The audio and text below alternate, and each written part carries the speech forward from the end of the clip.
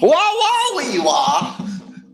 And welcome to episode 19, Peeling the Banana, on the No Filter Network. We got my main man here, new friend, new teammate, Cameron Liss. Thanks for having me. How we doing, my man? Good, man. How are you? Great. Is this your first podcast? This is my first podcast. I really don't know where to sit in this thing, but we're going to make it work. Made it work. That's all that matters. So we're in Czech. Trzebíč. You ever thought you would be here? Never. It was one of those things where you Google it right before you show up. But that's what's fun, man. How did you get here? Other than by a plane, maybe a car ticket? Yeah, I took a car.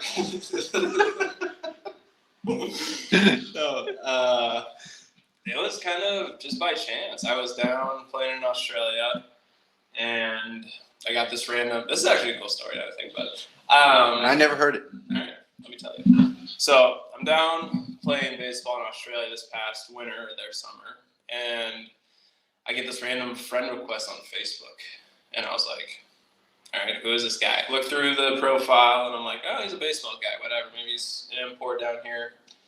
And I get this random message, and it was like, hey, Cam, this is Coach so-and-so from, the Třebíč Nuclears. I was following along with your season.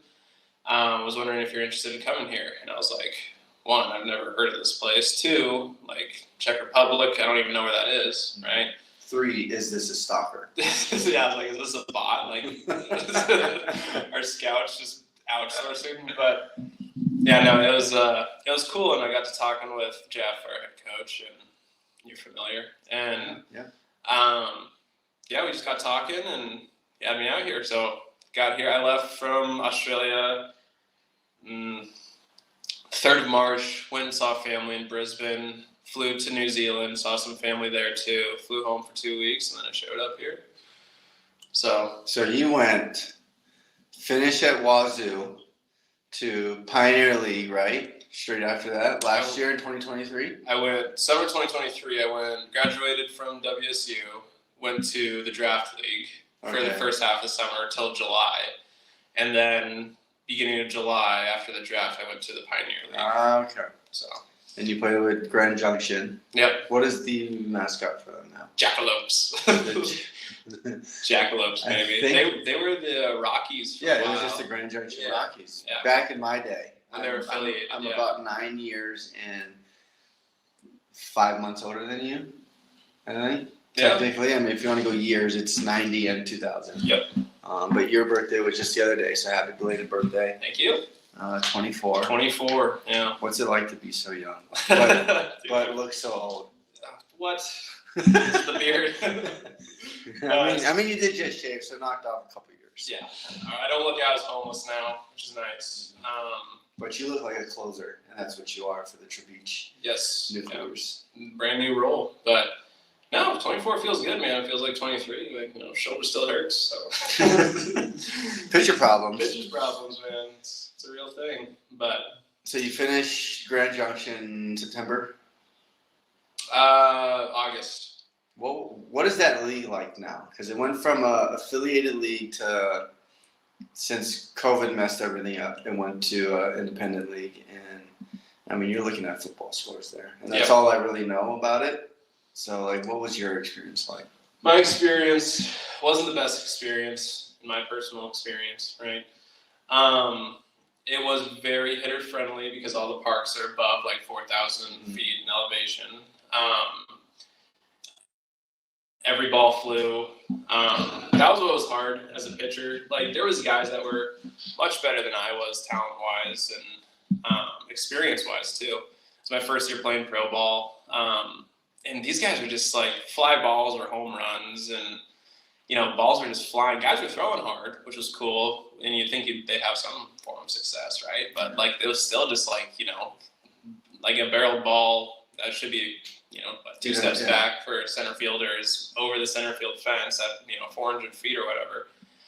We finished games at 21 to 14, and it wasn't a great experience. And Colorado's really cool. We played at the Rocky Mountain Vibes. I can't remember what affiliate they were in, but We played in Utah. We played all around Colorado. We played up in Idaho. Mm-hmm. And the Pioneer League stretches from like Montana all the way down to like southern Utah. It's all over the place. Missoula, and is Helena still in that league? Did you ever go to Helena? No, they were in a different. The time that I was there, we didn't play them. We just had like. Missoula's nice though. Missoula's nice. Would you say? Yeah, I had a buddy who played. Ogden, beautiful. Ogden's sweet. Utah, right? Yep. Yeah. Ogden, Utah. Yeah. Are they still the Raptors? They are the Raptors. Okay. Yeah. They used to be the Dodgers. Yeah. That was the Dodgers. That was the Dodgers affiliate. I see. Yeah, I had a buddy who played. It was the Missoula Paddleheads. That's what they are. Paddle up, it was awesome. But It's a moose, right? It's a moose. Yeah. I had a buddy who played there, and he loved it. So, but yeah, that was my experience in Indy ball. It wasn't a long one, and I think I was ready to be home at that point. I was gone for, I was never home for more than 2 weeks at a time for the last 6 years. So. But the cool part was you went to WSU, the Cougars. Yep. And you're from Washington. Mm-hmm. So how far was the commute for your family to come and watch you? Hour and a half. Okay. So technically you were home, but I'm guessing you were dorming or got housing at school? Yeah, so because I transferred there, so I was a COVID junior when I got there, because I did 3 years of JUCO, and then when I got there, You did two? I did two, yeah. Okay. So I had an extra year from COVID, and I lived with four guys, but three guys that I went to JUCO with, and we all transferred to WSU, which is cool. Wow. So yeah, just moved in. Never lived in a dorm, which is fun fact, 65 of me, but never lived in a dorm, which is cool because I went to JUCO and I lived obviously stayed in town because I went to Spokane Falls Community College, which is in the hometown. So I lived at home my first year, and then second year I moved down to an apartment closer to campus. And now, were you getting NIL money to pay for all that, or scholarship? NIL wasn't a thing in junior college, right. but was before COVID happened and NIL came about, right? Yeah, NIL started in 21. That's the year I transferred. But at WSU there was some NIL incentives. It was not near as much as other big schools. Not like Oregon or UCLA and the Pac-12. Yeah, now it's going to be a Pac-2 maybe. Yeah.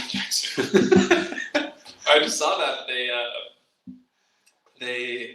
WSU went to the baseball and rowing went to the Mountain West or something like that. So WSU is going to be all over the place with playing in different conferences, I think. So it's wild. I don't think the Pac-12 will be a thing in the next 5 years. Which is a bummer, dude. Pac-12 was good. They used to be one of the best conferences known to college sports. 100%. They're the Pac-8, and that was. I mean, once football started, everyone started dropping off on to go to SEC or Big 12, Big 10, or ACC. It's everyone's just said, screw it. If they're leaving, we're all leaving. Well, yeah. I don't know if it's incentivized by the NCAA. Be like, hey, you go to this conference, we support the school more with this amount of money. I mean, who knows? It's TV deals. Yeah. Because they get put on the Big 12 network, and and there's more viewing, more money. Yes, but it's money. It's basically money incentivized, though. Yeah, 100%. Right. Yeah, instead of, I don't know, taking care of the homegrown kind of feel of it. Yeah. Well, that's and the history. Yeah. But that stuff doesn't matter when they slap tens of millions of dollars TV deal on your desk. And then schools are also like, well, we need money to pay our players now, which is different. It's different in college. Yeah, it's different. Because it's like, I wish when we talk about NIL, I like to say that I wish I was born 5 years earlier or 5 years later to kind of get into it, because I wish I could miss it completely, because I was in that middle ground of it was talked about. Yes. And then you got into it once you transferred to WSU after COVID. Yep. Yeah, but it wasn't. I don't know how you deal with that. Yeah, so it was interesting. So Washington has laws regarding just paying athletes. If you go to southern states like Alabama, Tennessee, whatever, Texas, they're paying millions. Millions, right? But they can just hand you a briefcase of money. Yeah. In Washington, it was different because the collective that people donate to, they can't give you money directly. So what they did is they had to go through a Even third party. though it's now legal in the NCAA. Yep. Yeah. But according to state laws, State laws impacted it by you had to go through a third party, and so Venmo. no, it was more like a third party organization. You couldn't go straight from the collective. You couldn't go and I want to donate $10 to this collective, and that $10 goes to Liss, right? You can't do that. So there has to be an exchange of services. So we did, which I loved. We worked with the Believe in Me Foundation. We did. There was one where I did a video. It's on my Instagram too. If you want to check it out. I did this video, and then the money that they gave me, they also matched and gave to the foundation of my choice, which was cool. So the third party so I made this kind of spreading awareness about it was for this guy who went to WSU and he had cancer, and he's a basketball player, and he's his name's Miles. He went through chemo and beat it, and he did a great job and all that stuff. And the money that I got went to his GoFundMe to pay for his medical services too. So it was really cool. So it sounds like you weren't getting paid though. It sounds like it was more going through nonprofits kind of thing. It sounds like, did you have to donate money or be oh, if the money's for me through whatever party, I want it to go to this because you knew it had to? Well, you couldn't collect anything? No, so don't worry, I got paid, but it was the money that I got was matched and then paid another chunk into whatever. And so there's a few guys on the baseball team that got that, and then we all chose organizations to donate that other point to. But that was also kind of the difference between the big schools that have donors of donate millions of dollars towards programs. WC wasn't obviously on that level yet, just because one, the laws are impact the use of the money that's in the collective, but also the what bummed us out was this guy who and he's 17 years old and just got paid $1.2 million. So it's just it's not fair. It's not fair. And they can use it for recruiting too. Well, and that's the sad part that changed sports. So you can buy a really good team now if you got a lot of good donors, right? It changed college sports, dude. Totally. Yeah. You lose the incentives and the pride of going to a school and I'm committing there for 4 or 3 years, and working my ass off, because that process is what's going to earn me a spot in a professional career and possibly get paid millions. But now it's you may never make it to pro sports, but you could still have a life in college because you're getting paid now. Totally. Yeah. No, and it's almost like me being a 2012 guy. That was my last year in college. We never got any of that. And even in high school, my trainer would give me shit all the time about, oh yeah, make sure no one's giving you anything because that's a broken rule against NCAA. And I was well, even if you give me a pair of shoes for baseball for Christmas, he's yeah, I can't do that. And now looking back, I'm fuck you, that's bullshit. I want pay, but I want back pay. Yeah. Basically all these athletes from my age, even all the way leading up to NIL stuff. Mm-hmm. Why can't we get back pay? Yeah. I mean, how about you give us whatever scholarship we run, you give us that money. I think that's fair. Yeah. You just want that free money. Yeah, I worked my ass off for 3 years, and I wasn't able to, transfer. That's what. I could have transferred, but then you probably sit out, right? Sit a year out. There's a sit out year. So that's a whole different animal to talk about the transfer portal. That's it. And I really don't want to get into that. Totally fine with me. We're not here. We're here to talk about Cameron Liss, your past history, baseball overseas, and whatever else you want to talk about. Totally. But right now, what's in my head is we talked about, from getting to know each other past 2 weeks, I want to say. Yeah, maybe 2 weeks. Yeah. You played for Wenatchee Apple Sox in the West Coast League summer ball. and I am an alumni of Wenatchee Apple Sox, and great, dear former coach of mine. Don't know his first name, but we call him Coach Nags. Mm-hmm. He was a longtime coach there. So it's nice to know a fellow Apple Sox. 100%. Yeah. What is that league like now? What was it like playing there? Did you have a host family? Because I had a host mom. I think she was a single mom. I don't know, nice ass house with a pool and stuff. But where I stayed was a basement in double beds, me and my other teammate, and it was like a small little place, and she had this huge house up above, but yet she stuck us down like a little basement. Into the cavern you go. But my time there was one of the best summers I've ever had. Totally. How was it for you? It was great, man. It was summer of 2021 was when I was there, and had a great host family. Tim and Fran, shout out. Great people. They gave me the whole upstairs. I had like a living room and a bathroom and a bedroom, and they took care of me. They were amazing people. They still shoot me texts when it's my birthday and stuff.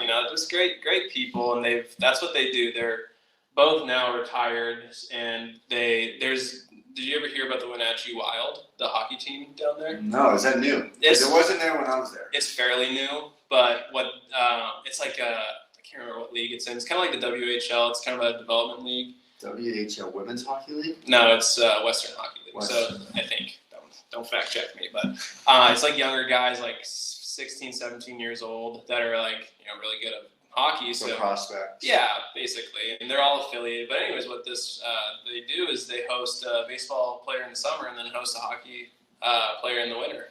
So this retired couple looks forward to hosting athletes. 100%. Basically now.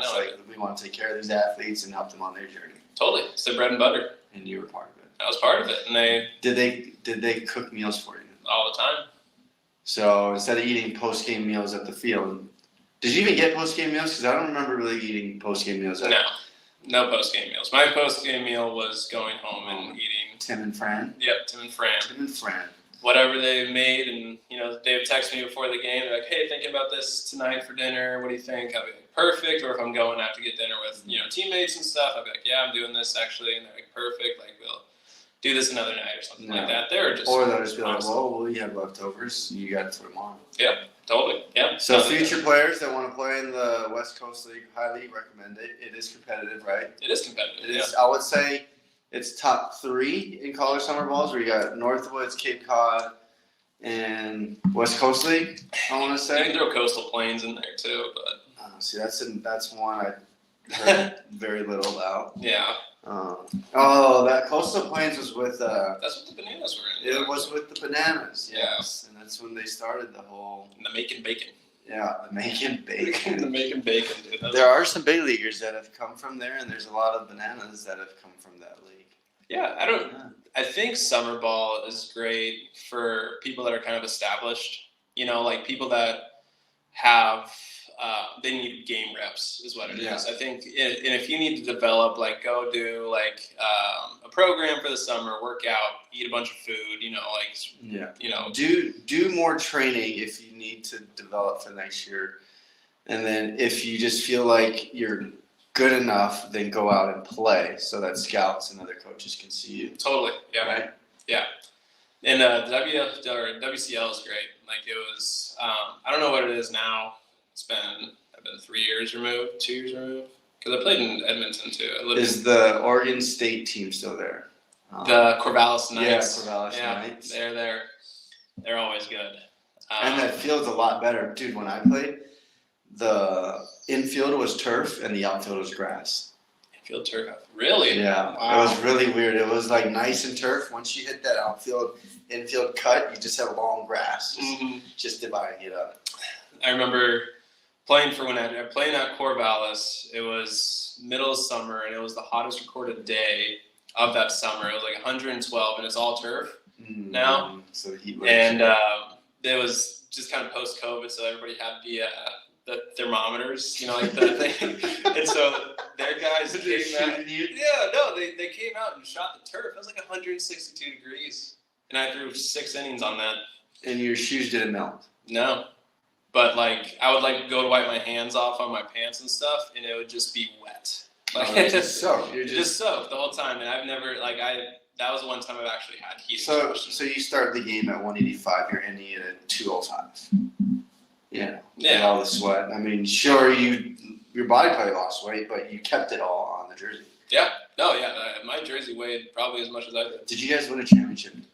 Because when I played, we were in the championship series. I decided to leave early, and I kind of regret it. But I left early because I was headed home to go and start setting up my new housing and my new lease for the school year. Right. So you had priorities for sure. I did. That's but important stuff. But like other people looked at it as like, oh, you abandoned the team. It's like, no, I had some priorities to like take care of it. I'm sorry, baseball wasn't one of them. I had to also figure out my schooling, my classes, and all that, and I had to be home. It's a big deal. I remember trying to crank that out towards the end of summer. Like I got to start in 3 hours, and I'm signing up for classes on my computer.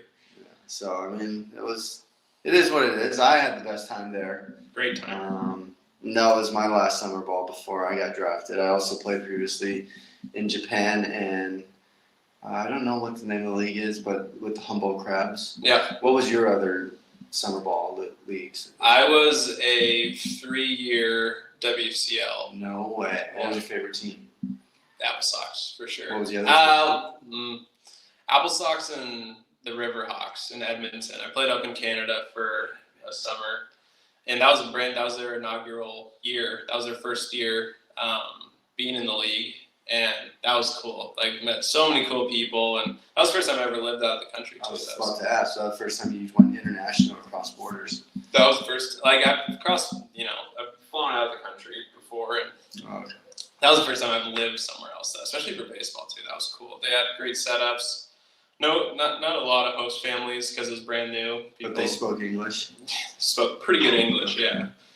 We can ask Ryan about that. Well, Ryan's more central, so he's got the little Canadian twang to it. He does have that twang. He does, and a lot of his sentences are A, or however they say it. Especially after a few beers. Yeah, a few brewskis. But now, I mean, another one was Yakima. The Yakima Valley Pippins was the other one I played for. So I went to summer ball. Yeah, that was the year that I hurt my shoulder, and so I was only there for like 3 weeks, and then came home and rehabbed it. I heard that's a dog shit city, though. Yakima? There's nothing around there. Hey, man, I got pride for Washington, but Yakima was terrible. It's so bad. The Palm Springs of Washington is on a big billboard when you get into town. It's just desert, dude. It's terrible. Is there anything good there? Like, is there anything like this one bar is good, or the? I was also 19 when I went there, so I couldn't really go. But no one ever follows the rules. Well, I try to, but try to. A lot of cool orchards if you're into fruit. That's really about it. Not a whole lot. Not a whole lot of stuff going on in Yakima. Met some great people, though. I mean, you can attest to that. I'm sure you still talk to people you played summer ball with, or pro ball for sure. It's kind of been ages since summer ball. Yeah. I'll follow a couple people. Fortunately, thank you to technology. Technology helps. I'm able to follow people through social media. Yeah. But as far as keeping in touch, maybe I need to do a better job at reconnecting with people. But I mean, we all got our lives, right? Yeah, and I can't be friends and buddy with everyone. Yeah. But it's nice to see a lot of guys I played with have a long career like me or have made it to the bigs. Totally. So it's cool. It's also cool to see what other paths that they have taken. Mm-hmm. Whether it be some job they took that's not baseball or families they started. Yeah. So that's the cool part, because then you got me, a nomad, just taking me where the wind blows, and now I'm in Europe playing ball, and I get to meet you. And totally different culture. I wouldn't say a culture shock, more of a language shock. Yeah, big language shock. The language here is the toughest I've ever had to try to learn or communicate with. What is your take on the culture here in Czech, more so just like small town of Třebíč? more so leaning towards the Czech culture as itself, or the baseball side of things? Because I feel like those are just the culture itself, and then like we can go into baseball as far as competition, the players, all that stuff. Totally. Yeah. No. So in Třebíč, where we are, super cool. I mean, it's like every stereotype of like small Eastern European towns, like gorgeous buildings, and it's a very positive stereotype, might I add. But I was gonna say, like, what's a stereotype? Yeah. Very positive. Like people there, it's not touristy, which is cool, but there's still a lot of stuff to see. It's a smaller town, obviously, but you can walk across the city within 30 minutes. Yep. Yeah, you can go from end to end pretty fast. But it's just cool to see like people in their own element. You know, like they just live in the essence of the community. You know, like you see the kids going to school, and like you see, you know, little shops pop up every now and then, and like everybody knows where everything is, and it's, you know, it's a good small town feel. And I think I really came to appreciate that, especially being at WSU, because the town we lived in was roughly the size of this. Not like population, but population size, yeah, not by population was like 40,000 here, maybe 30, 40. I think it's pretty, yeah, somewhere 30 to 40,000 or something. Yeah, but so I really like the feel of it. It's, you know, it's safe, it's cool. It's cool to go to a restaurant and really kind of feel, not, I don't want to say local, but you feel welcomed, but you also don't have any idea what they're saying. So it's like, you don't know what the menu say either. No, you don't know what the menu says, and I think that's really cool because you actually start to appreciate it more, and the learning curve's exponential, right? Yeah. So like you gotta, you know, figure out how to order, you gotta figure out how to, you know, or else you really, you know, struggle. Like I need to pay with card, you know, like that type of thing, you know. So I love the culture here. It's homey, it's relaxed, you know. It's like go walk and grab stuff from the store. You don't need to take a bus, you know, for an hour to go to the grocery store. You don't need to rent a car. You don't need to call an Uber. Did you realize, just living here for 2 weeks, because I know I have, like big time, that there's not a lot of fat people here. Like compared to home in America, there's not a lot of fat people. That is a crazy tangent. Like everyone looks healthy, fit. Everyone's outside when the sun's out. It's still winter here for some gosh darn reason in the middle of April. But everyone's outside. Everyone walks or bikes. Not too much driving going on unless you're commuting to Brno, which is 45 minutes away. Prague, 2 hours away. You know. Yeah. But everyone just looks healthy and happy. Yeah, totally. Yeah, no, it's you go see any new place. Like I thought the same thing about Australia when I got there. I was like, man, people are healthy, people are fit, people are, you know, outside a lot, but, you know, gorgeous beaches. Yeah, like and you're in Australia where it's basically summer all the time, right? All the time, yeah. They're like, oh, it gets cold. It gets to like, you know, 50, 60. Yeah, it's like. I guess in Celsius it'll be what, 15, 20.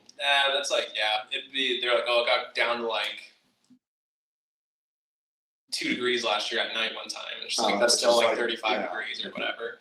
But you know, it rains in the winter. You know, like where I come from, you know, it's 2 feet of snow and negative 30 degrees. So. But everyone in America gets their Christmas trees from Washington or Oregon, right? It's one of those two states it's coming from. Yeah, it's one of our big exports. Yep. Maple syrup, maybe. No, dude, that's Canada. I know, but you gotta have maple trees in that part of the country. Yeah, there's a few. I mean, we love Canadian syrup. I mean, it is the original OG it's always syrup. The best. Always the best. I usually like to have my syrup with a little bit of pancake. Yeah, it's more so a pancake is a syrup delivery system. Yeah, that's what it is. Or waffle. Each their own. Sometimes I'll do syrup and bacon. Yeah. Delicious, sweet, savory, salty. Also, all of it. I had a question for you going back on the baseball stuff. How would you compare overseas to what you've done professionally in, you know, stateside or college ball even, or, you know, because you've had quite the rap sheet of places you've played and teams you've been with, and affiliate, non-affiliate, and indie ball. And I mean, I've had my career in the States, in America, so I don't have too much background, research, studies, peer reviews on international baseball. This is my first year here. That's true. My hypothesis was completely left blank. Kept an open mind here. I didn't know what I wanted to research. Yeah. Right. But I decided to do it through the BBJL. Thank you, BBJL, Baseball Jobs Overseas. Huge platform for guys looking to continue their career, international or even just in America.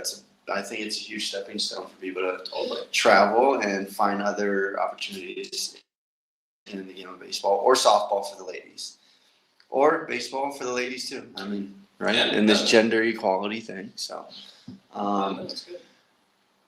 but I'm loving it. As far as the baseball competition, it's not what I've experienced this level of competition, but not as compared to the top level of competition that I've played. It's nowhere close.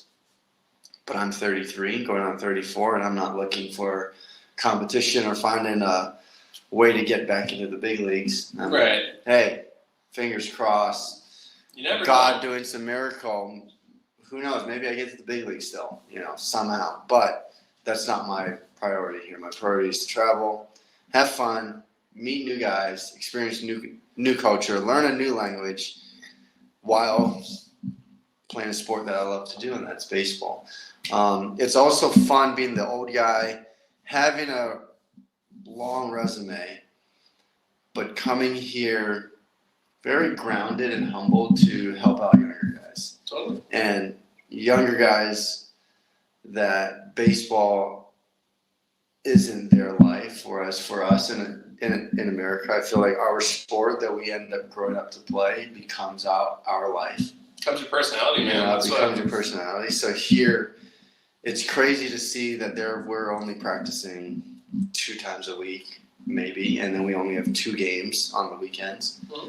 So the style is very different. Like for them, it's school and work first. Like if you got work at school, you don't have to come to practice. Right.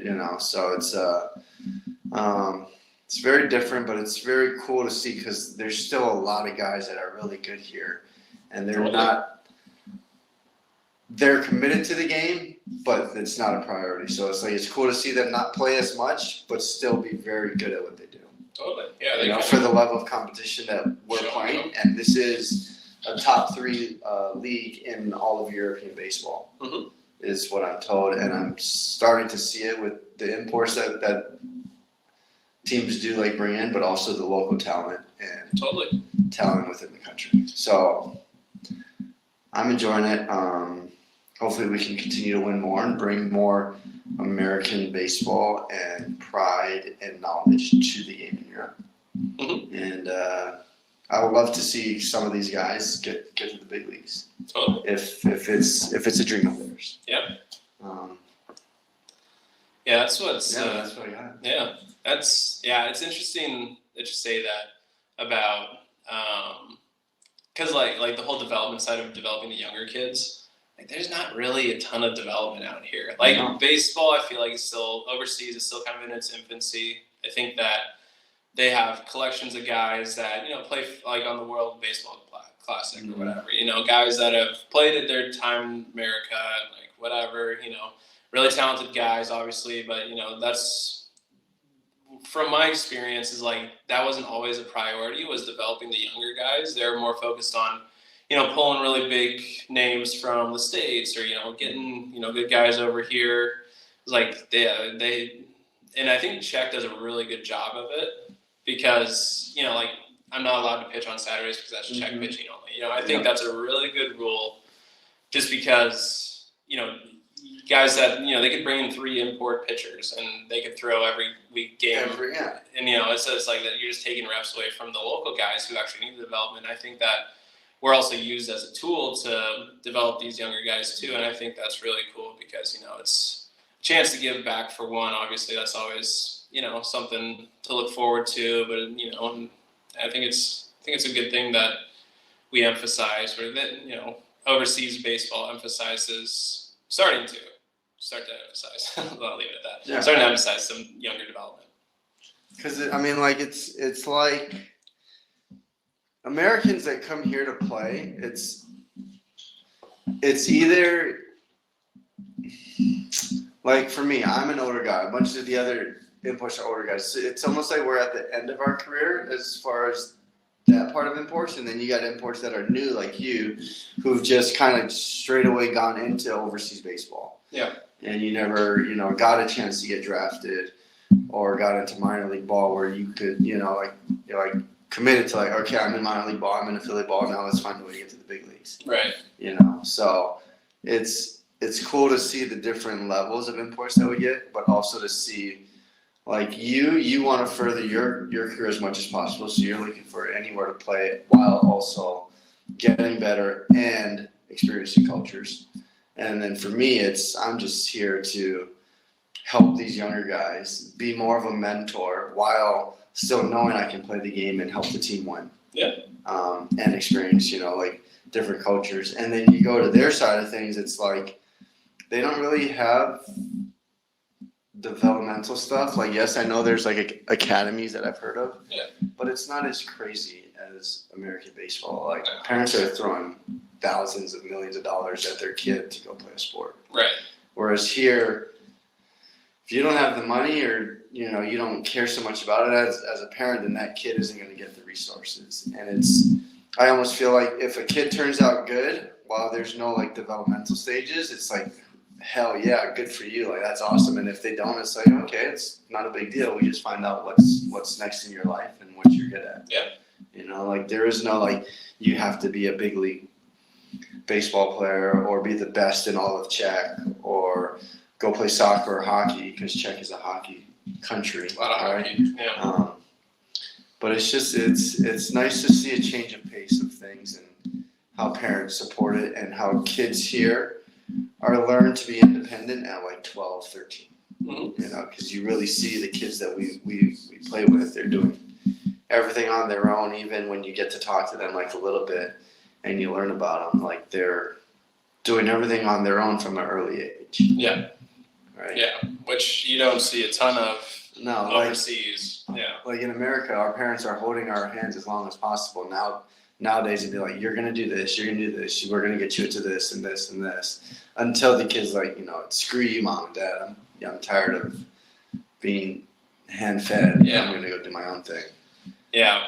That's what's crazy about youth sports is in America is people really overdo it with their kids. The workload's crazy. Mm-hmm. Kids lose the passion for games, man. It's tough to see, and you don't really see that here, like you said. I mean, like, I'm sure they're like, there's a passion when we're in the game playing, because they get intense. Like Dodo, that guy gets intense and he's funny and locked in, and you know a bunch of the guys are, you know, because I think they take pride in when we play. They also take pride in being checked and representing the team that they're playing for. Totally.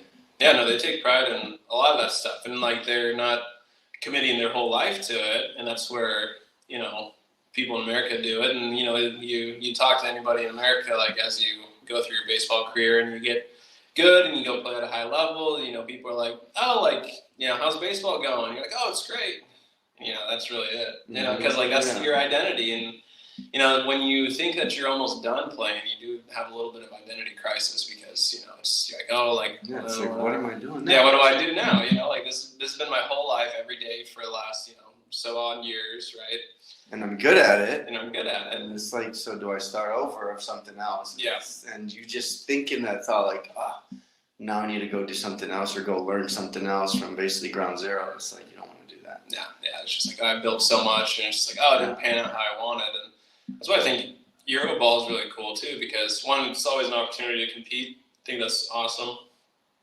Because I mean, who doesn't love to compete, right? Like it's a challenge. It's always challenging you. It's a chance to get better at what you love, and that's what a lot of people that I've played with see, that like I'm overseas and I'm traveling, and like it's just like, one, it's, you know, you can make it a priority to travel, obviously, and you can make baseball a priority too. But I mean, like if you want to travel, and you like to play baseball, do this. Like Do it. I recommend it to all the people that have reached out, and it's like obviously you build connections too, you know, and it's what word of mouth goes so far, especially in this kind of industry.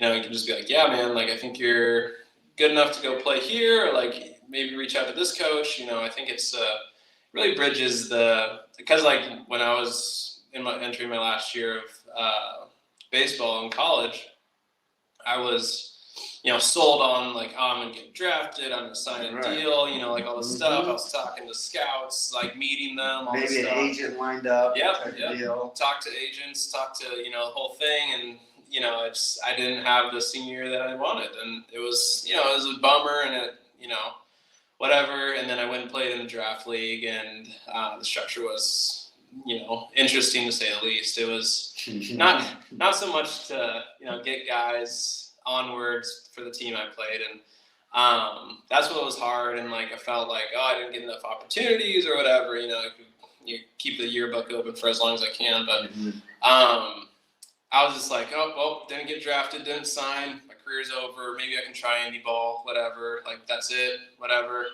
And then come to find out, I just got a few texts from some old coaches, and they're just like, hey, what do you think about playing in Australia? And I was just like, why would I do that? Like, I'm going to make the big leagues. Yeah, dude, I'm on Indeed.com, scrolling, trying to find a job, and like I get these random texts, and it was just like, oh, like, I don't know, like, I don't really want to do that, like, because you get comfortable, you get complacent, and, like, you know, you're familiar, you're back in, like, your hometown or, like, a new city or whatever, and you're just like, man, that's quite the change, and then, you know, lo and behold, you know, 2 weeks later, I was living in Australia, yeah, I was just like, yeah, and I had some definite support factors that were just like, man, like, in the nicest way possible, they were like, Cam, you don't have shit going on.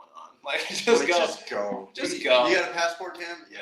All right, just hop on the fucking plane and go. And I did, and I would not take that experience, or as far as this season's gone too. I've only been here for like 2 weeks, but I would not trade it for the world. And I think that guys. Would you go back to Australia? I would probably go to a different part of Australia. Just to see it, you know, and live there. And that's what the coolest thing about this, and I'm sure you can attest to this too, because we talked about it a little bit, we touched on culture and stuff, is like, you can go on vacation, right? You can go to Třebíč in, you know, in Prague or, you know, wherever. Go there, you pay, you know, for a hotel, and you pay for a car and like all that stuff too. And, you know, you got to cram every single day. You're trying to get it. Like you're planning it out, whereas you're doing this, we don't plan it out. But then, you know, you go play overseas and you're there for months, and it's just like you can actually experience the culture. You can get close with the locals who will be your lifelong friends, I guarantee it. And they show you how to do things. They show you how to like really embed yourself in the culture and talk to people, and you learn so much so fast. And I think that's the biggest takeaway of this, is because, like, you know, you know, go America, you know, whatever. I love the home, but it's just like this. I would never have experiences like this without, you know, international baseball. You know, most teams fly you out, you know, and they take care of you, they house you, and all that stuff. But yeah, I would just not. We even get free ice cream. We do get ice cream, yeah. We're sponsored by an ice cream company. I already had one. That was the selling point when Jeff was talking. He said, we also have free ice cream. And I was like, where do I start? Yeah. You know? But I think that's what people don't realize, that it's basically free travel, and our schedule, our workload's not a lot. You get your work in when you can. It's autonomy, right? So it's like you do what you can, you do what you need, and you just travel. And you play a few times a week and get your reps and you get better, and then you go have fun. You can enjoy your time here without putting a timestamp on it. Exactly. Yeah. No, if you want to play baseball, go play baseball. If you don't want to and you're here to travel and then just make baseball a side thing, you can do that too. Yeah. I mean, anything's possible. And the cool part about being here is, I think the coolest part is it's so quiet here. So quiet. Compared to home and what's been going on there, and even other parts of the world, it's quiet, it's safe, it's very cheap. Very cheap, yeah. Our dollar goes a long ways here. Yes. Nice. I think 25, we'll just round it up, 25 crowns is $1, right? About $1. Yeah. And like you could buy a candy bar that would cost $2.50, maybe $3 in America. It's costing you $1 here. Yeah. I'd say so. Yeah, sometimes less than $1. They're on sale. And could you get a Snickers bar in the States for 97 cents? No. No, You know, not anymore. Not anymore. No, inflation shit. But Thanks. You leave politics out of this. You don't even start with that. We're not talking about politics right now. Thanks. We talked about this off camera. We're not bringing up politics. Thanks, Brandon. Yeah, dude. What is happening? But no, I think it's cool, man. It's So, all right. No politics. No baseball. Yeah, dude. Shut up, dude. You shut your mouth. All right. Let's go into hobbies then. We can talk about hobbies. What are your hobbies outside of slinging the ball and having a nasty slider that I saw some guys thought it went behind them? Ended up going right over the plate, but it was lefty on lefty, and you literally just put out a magic trick. Oh, thanks. You know, like that was really funny. That part of my life's very fun. But hobbies, I love being outside. I love camping. I love hiking. I love fishing. Like if you had a car here, you know, able to go and actually travel and just jump in a car and say, you know, I'm going to go fishing. Like 100%. Fishing, camping. Oh yeah, all of it. I don't know how the camping is here. Obviously, like. Are you scared of Bigfoot? Bigfoot's real. First of all, no. I think he's a. Because he lives in Washington. Yeah. Is that why? Yeah, he's my neighbor, dude. I just see him every other day, watering his plants. But fact check on that one. Yeah, that was rooted in opinion. Please do not fact check that. But no, it's I love being outdoors. I love the essence of nature and traveling. That was always the biggest thing. I talked to family and, you know, people that are close to me. It's just like, I love baseball. This is awesome. But I always wanted to travel. Like, I love the idea of traveling. I love, you know, because I feel like, I don't know, you can, you know, attest to this, but I feel like I'm fairly outgoing. So, like, I want to try new things and, you know, do that stuff. And I know you are, too. Yeah. And I think you have to have an element of that to do this. Yes. Right? In traveling in general, you kind of have to, but you got to be very open-minded, very be a risk taker kind of thing. Yeah, and just, totally. And just kind of almost have the confidence that everything's going to be okay, and like, and like what you're comfortable doing back at home, there's more out there. 100%. You know, like there's more sights to see, more people to meet, more food to try. Who knows? You might find a wife overseas like a bunch of our imports have. A tale old as time with international baseball is guys meeting girls in new places. And they move out here. And they stay. Yeah. Have Which kids. is cool, you know? Like, I think that's really cool. But, yeah. I mean, I haven't been here too long to notice this, but I have an opinion, and I think women in Europe are better looking than women in America.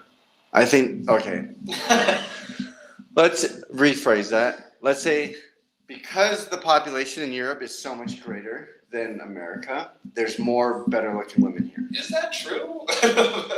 How many people are in There's 300 million and counting in America. I want to say. Yeah, Google it.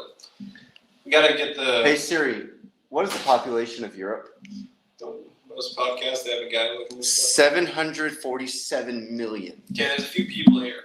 So twice the size of America. Yeah, that's the sample size. So the sample size, obviously. So that's probably why I'm saying there's more better looking people here. Yeah, no, it's people. But also, I think people are more healthy. Like with the rules, with the laws, like you can't put a lot of stuff in foods here, right? And Red 40. Yeah.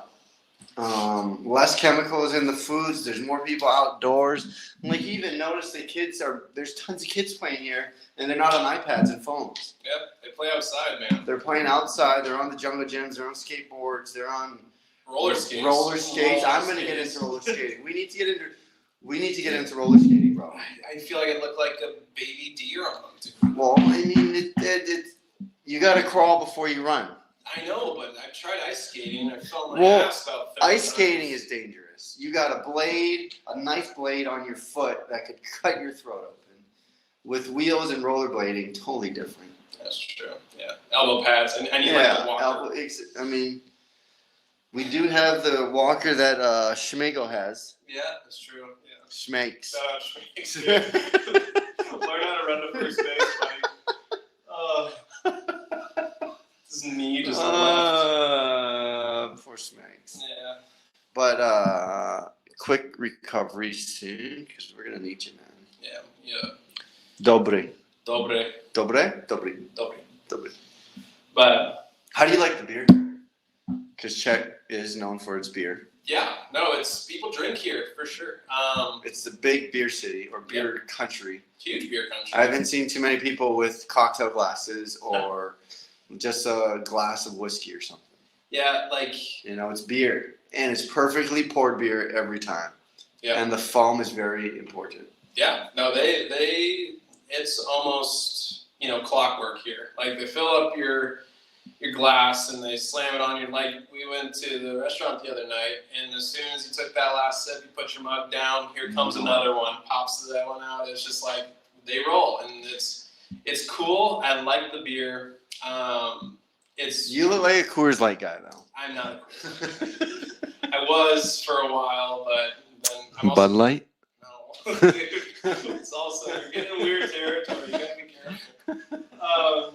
What? It's just a domestic beer, man. And I know, and that's what the thing was too. Is like you don't feel absolutely horrendous the next day because they do their own beer here. They have their domestic beer, obviously, but it seems to be made well. Yeah. I don't know if you can attest to this, but it's pure. yeah, it's pure. I'm straying away from the word healthy because it's not. I'm not advocating. Alcohol is not healthy Yeah. one bit. No. But it's fun. It is fun. Yeah, it's fun. Sometimes it tastes good. Yeah, I think it's good. I think that I got from Washington, dude. I like craft beer. I like IPAs and all that. Do you have your own beer company? Do I have my own? Yeah. No, but one point. What? Well, Okay. we will. Well, I will be a partner in that. Perfect. Whenever that comes. You'll be my taste tester. But I was thinking more ownership, but I mean, no. Monopolizing It's no Hawaiians. You got that. On my business. The Kona big waves, man. Shout out Kona. Yeah, but they want to go corporate, so. But yeah, that's what the thing is here, though. Like, beer is good. It's a part of the culture. It's embedded in the culture. A lot of other places, like, you can Germany, a lot of Europe, obviously, and Australia was big beer, and U.S. is like Australia, Foster's will be it. Foster's, VB in the morning, But I heard Foster's from other Australians is like shit beer. Yeah, it's not great. I mean, they've definitely got like that's a stereotype, right? Like Australia, you think of Foster, like no, it's shit. It's shit. Why you say it? No, I mean, there's good beer in Australia for sure. It's good, and it's like anywhere. You got bad beer, you got good beer. But I feel like overall, and you can have your opinion on this too, but I feel like most beer here, a lot of them are pilsners, like light beer. You can get Guinness and stuff, darker like lagers and stuff, but a lot of it's light beer, and it's good. It's good. You can drink a lot. You can drink a lot, yeah. No, it's good. And that's what it is too. I think it's more of a culture thing, really. Yeah, like we were just at lunch, and almost maybe half the people had a beer like with their lunch. Yeah, no, it's. And then like we talked about yesterday, there's this one regular. Once he sits down, beer. Boom. Yep. 2 sips later, smoke break. Clockwork is what it's called. He sits there, has his beer, has 3 sips maybe, goes out and has a dart, and then comes in. Actually, I think he'll drink all the way almost to the bottom, maybe an inch left. Bathroom break. Yeah. Comes back, finishes it. Once he finishes it, new beer. We got this guy's scheduled out. No, it's and love the ladies in the kitchen. They're amazing. Great cooks, great food. Yeah, great. They take care of us. We're very spoiled and blessed here. But this guy walks in, and one of the gals is always just walking over. He doesn't even have to say a word walking in there. He just says "Dobry den," Yeah, which is good day. Yeah. You know, and he walks over with a whole beer. Just as soon as his ass is about like an inch away from the seat, the beer's just slammed on his table. It's just like that guy's kind of got to figure it out. He's got a routine, and routines are huge. I think routines are a big deal. Helps you stay sane, and then the beer just helps you feel good. Yeah. No, it's good. Routines are important. You're a pretty big routine guy. Yeah. Same thing every day. Wake up, do my little chemistry of coffee. Found a process that I like to do every morning. Coffee, journal, footboard. You know, I love the view that we get from the balcony. It's a nice view. Yeah. Beautiful view. One of my favorite parts of the morning is having that view. And then basically come to the field, work out, maybe a little bit of baseball training. Yep. Go back home, do some computer work, maybe a podcast, and practice. Or if we don't have practice, I don't know what the hell I'm doing. Yeah. Maybe Netflix, or we go down to the town center and have a beer. But I love a routine. Makes me feel productive. You know, it's like, all right, I did the routine this morning, and now I can start the day. Like the day doesn't start until the routine's done, kind of thing. Right. Yeah, I'm sure you feel weird if you don't finish your routine. That's like why the rest of the day. Like it gives me a little anxiety when I'm like, oh fuck, like we got to go travel for a game today. Like, how am I fitting in a workout unless it's at 5 a.m. Right. and I want to sleep? Mm-hmm. But then I think about Kobe and his just the goat of all routines. And he's waking up at 4 a.m. Yeah, no, he'd wake up at 3 a.m. just to make you feel bad, dude. Yeah. So, you know, and then I think about that, and it inspires me a little bit. I'm like, okay, 6 a.m. How about 6 a.m. wake up? And then it ends up being 7. But but it's a start to think about it. Like, if they can do it, I can do it. And if I can do it, I can be better. Yeah. Because not anyone can do that. Yeah. No, it's it helps you start your day, man. Where do you think? I know we don't want to look too much into the future, but if Třebíč asked you to stay for next year, would you stay, or would you consider other opportunities elsewhere in Europe, just for the fact of wanting to experience more of Europe? I would definitely consider it. I mean, fantastic facilities, fantastic people. They care for you, and I think it's very welcoming. And I can see how people go to a place that they really love. And I've only been here for 2 weeks, so I don't know shit. But from what I've experienced so far, is like that would be a really tough question to answer right now, just because I've pitched 1 game, 2 scrimmages. Like 1 game, 1 save. It wasn't a bad outing. It wasn't a bad outing. That's all I'm going to say. He's that good. But I think that I would want to see more of Europe at some point, obviously. But, I mean, if they really needed me and they really wanted me, I definitely would consider it as of right now. I mean, let's just say we win the whole thing, which I 100% believe that we can do it. I don't see it going any other way. We throw a huge party here because we have a lot of big donors here and a lot of the whole town. Like, this is a baseball town. People have a lot of pride around here. Třebíč is a baseball town first. You had a ton of people in the first game, dude. That was crazy. But because we're a baseball town, I see the whole city shutting down after we win the championship. Oh, yeah. Big celebration. And then it's like, management is just going to be like, look, we won it last year with you guys. We need you guys back. Mm-hmm. And I'm almost like, okay. I'm like, twist my arm some more. But then I'm like, Yeah. But to me, this doesn't matter anymore because I've never gotten this. So, never matter. 13 years in, I'm still getting paid pennies. It's been about experiences. Yeah. It's all that matters. It's all. Go live a life, man. You can always go get a job whenever. Or be homeless in Hawaii. So. Which isn't the worst place to not the worst. Kind of a win-win. But also. Yeah, trying to find a house, even though it's very hard to afford a house now anywhere. Yeah. Honestly, Dude, what are we talking about? Yes, we know the interest rates are crazy. Let's just move on. Well, I mean, you wanted to be a realtor, right? No. No. I mean, owning some real estate would be bad. That'd be nice. I'd be one of those savvy guys on like in the internet, just be like, I have $47 million worth of real estate. You start making content on yes. Yeah. You start making those infomercials on social media. Yeah. Dude. It's like click here and I'll tell you what to do. 10 steps. Buy my programs and courses. I haven't written any of them, and I don't know anything about real estate, but buy them. But buy them because I own 47 properties and I got cash flow. I got buzzwords, dude. Get you in the door.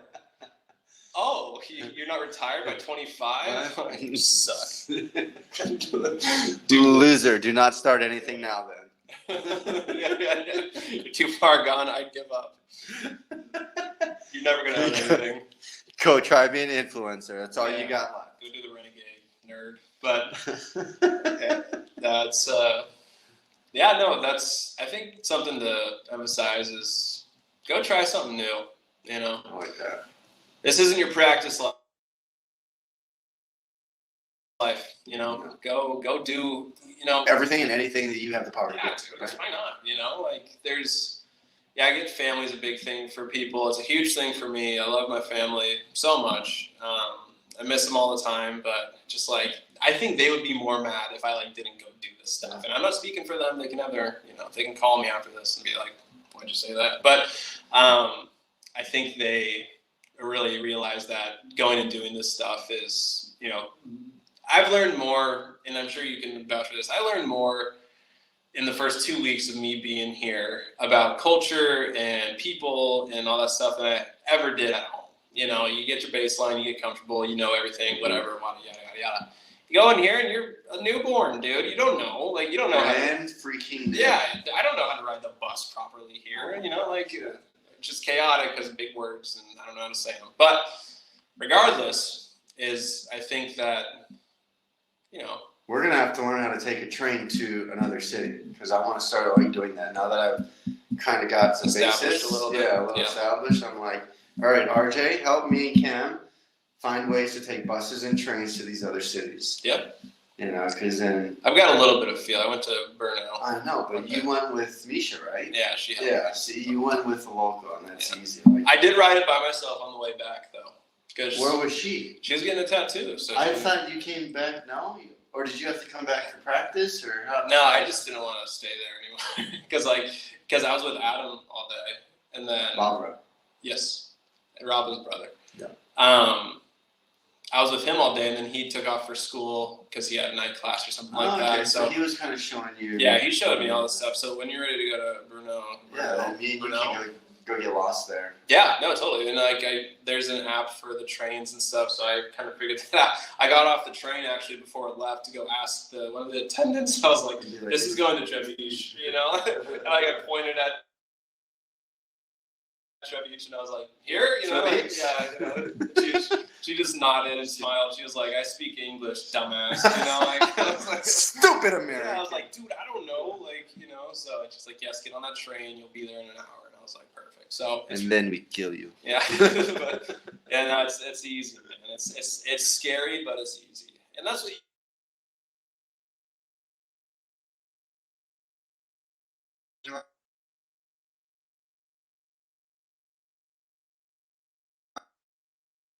Be like, no, it's a big no. That would be a problem. Yeah, because then the velo goes away. Yep. No, it's an unlock. The sink and the slide goes away. It's the unlock, man. All right, towards the end of this, Paul, probably my last question. What is your biggest dream to do, or biggest goal to accomplish in your one life that you have on Earth? Because you might have 20 other lives somewhere else, but on this Earth. On this Earth, in this dimension. As a human being. As a human being. In this body. My time here on Earth, I hope, and my wish would be just to have some lasting impression on people that are younger than me and older than me, and just know that, like, if, you know, one day, you know, everybody's going to die, obviously, but one day, if that day, when that good day comes for me, I just want to look back and be like, you know, I did everything I could, and I'm content with that, and I can, you know, realize that I had an impact on people's lives, because that's what really matters, you know, like, that's, you know, oh, I made $10,100 million, you know, obviously math's my strong suit, but that doesn't matter. None of that matters, and I think that, Well, because you can't take it to your grave. no, none of that comes with you. I mean, it'd be nice to leave some stuff for the kids in Right. the future, but obviously, besides the point, And it you helps know, you live now. yeah, You know. no, money's money. But there's more of it, you know. Like, I would rather be poor and see the world than, you know, do anything else, meet people and build relationships. And, Than rich, lonely, and busy working to make more money, right? Like, there's more money, and I can go get a job and whatever. But Family, kids, all that. all of that, man. All that. 3 kids, 4 kids. How many does the girlfriend want? There's multiple. Multiple's the As many as comes out, right? Yeah. Are you an only child? No, I got a younger Yeah. sister. Yeah. She has a baby before me. Oh, nice. But Congrats. kind of expected now, like looking back, and I was like, well, I'm been single for most of my life. It's Yeah. like, and I want to travel and not be tied down. Yep. But I do want kids too. Just a matter of when. Yeah. You know, for us, we can pop them out. I mean, we're not popping them out, but we can. Yeah, I know we're not. You know, Well, we might be fact checked on that. With, yeah.